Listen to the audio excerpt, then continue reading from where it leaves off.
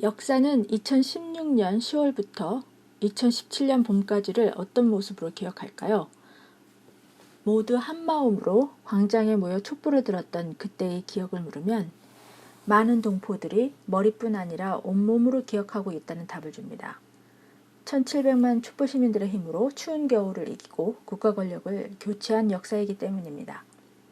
대한민국의 촛불항쟁과 전 세계 27개국 71개 도시 제휴동포들의 촛불항쟁은 국가 권력에 저항하여 시민의 인권과 정의를 요구하는 광장의 민주주의였습니다. 제휴동포들은 박근혜 퇴진의 한뜻으로 촛불을 들고 광장으로 나왔고 시국선언을 하고 민주주의 회복을 요구했습니다. 2016년 12월 9일 탄핵이 청구되고 2017년 3월 박근혜의 탄핵이 선고된 후 구속이 되고 나서야 세월호 선체가 인양이 되었습니다. 그러나 아직도 밝혀지지 않은 박근혜의 7시간 행적과 참사의 진실이 마음을 무겁게 합니다.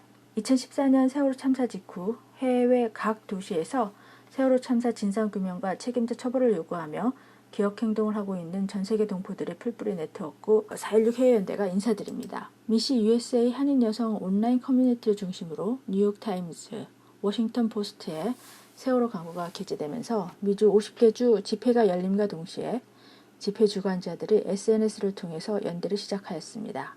각 지역 집회 주관자들이 세월호를 잊지 않는 사람들의 모임, 세사모를 만들거나 개인 또는 시민단체들이 전 세계 곳곳에서 집회를 이어나갔고 세계 각 지역의 세월호 활동가들이 상시 소통 창구로 텔레그램방을 개설하면서 4.16 해외연대가 시작되었습니다. 현재 10개국 26개 도시에서 연대하고 있습니다. 최근 2년간의 활동을 소개해드립니다. 코로나 여파로 세월호 6주기에는 대다수의 지역에서 온라인 추모회를 진행할 수밖에 없어 아쉬움이 컸습니다. 여러 지역에서 행복한 현수막본에게 참여하는 것으로 남아 안타까운 마음을 전하고자 했습니다. 6주기를 맞아 세월호 광고를 제작하여 서울 주요 지하철역에 게시하려고 했으나 의견 광고라는 이유로 심의조차 거치지 않고 불허 통보를 받았습니다. 4월 15일 총선을 의식한 판단이었을 거라 추정하지만 정확한 이유는 모릅니다. 그때 제작했던 광고를 다듬어서 다시 광고를 내기 위해 노력 중입니다. 광고의 메시지는 문재인 정부에게 진상규명 약속 이행을 촉구하는 내용입니다. 2020년 7월 말부터 3개월 동안 응답하라 국회 캠페인을 진행했습니다. 국회의원들에게 이메일, 전화, SNS 등으로 공소시효 연장, 대통령 기록물 공개, 사참위의 수사권 부여 이 세 가지 법안 동의 여부를 확인 후에 동의 웹자보를 SNS에 게시하며 캠페인을 진행했습니다. 더불어민주당 이낙연 대표를 비롯한 156명 국회의원의 동의를 이끌어냈습니다. 우리는 다음과 같이 요구했습니다. 여당은 당론으로 세 가지 법안을 조속히 추진하라. 국정원, 군을 비롯한 권력기관에 대한 성역 없는 수사를 위해서 청와대가 결단하라. 여당이 적극 나서서 청와대를 설득하라. 4.16 해외연대는 응답하라 청와대 캠페인도 진행했습니다.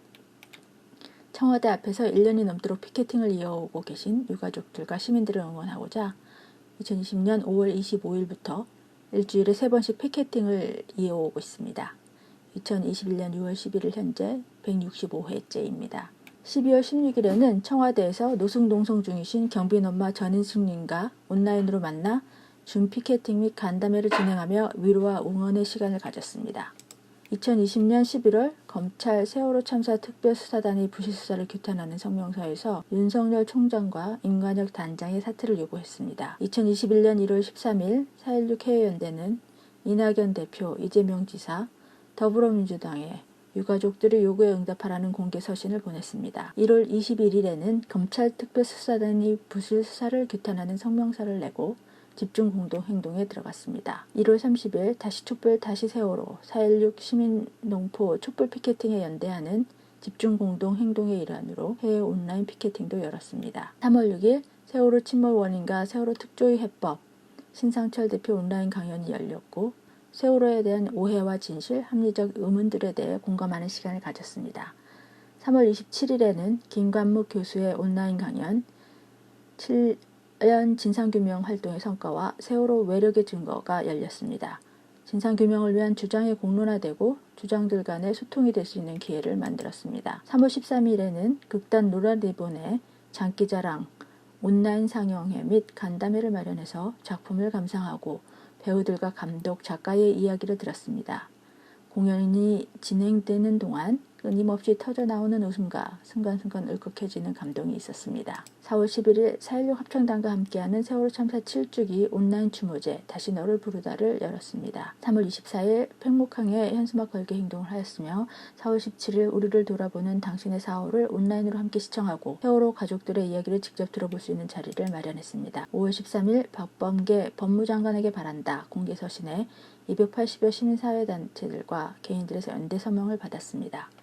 국민신문고를 통해 장관과 검찰청에 민원이 접수되었고 10월 11일 처리 예정 결과 통지서를 받아냈습니다. 5월 22일 4.16 연대 워크숍에 참여해서 7주기 이후 활동 방향에 대해 토론하였습니다. 6월 19일 고 김관홍 잠수사 5주기 추모식을 할 예정입니다. 김상호 잠수사님과 함께 잠수사가 바라보는 김관홍법에 대해 이야기합니다. 진상규명 골든타임이 지나가고 있습니다. 4.16 참사와 같은 일이 다시 반복되지 않기 위해서는 구조 시도조차 하지 않은 이유와 책임, 세월호 침몰 원인과 그 책임, 진실 은폐와 진상규명을 조직적으로 방해한 이유와 그 책임을 모두 밝혀야 합니다. 그러나 문정권 하에서도 사참위와 검찰 특수단이 내어놓은 조사 및 수사 결과는 미흡합니다. 해외에서 우리들이 잊지 않고 있다는 것이 유가족분들에게 얼마나 힘이 될지는 잘 모르겠습니다. 하지만 세월호는 우리 모두에게 트라우마로 남은 참사이기에 뭐라도 해야 한다는 마음으로 여기까지 왔습니다.